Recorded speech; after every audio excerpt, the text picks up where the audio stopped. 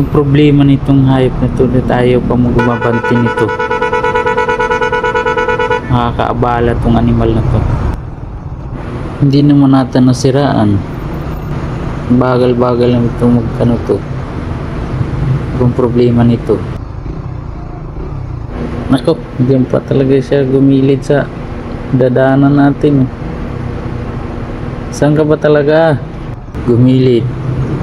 Nako po, diyan pa, nagarang. Uy, nakakabala ka, uy.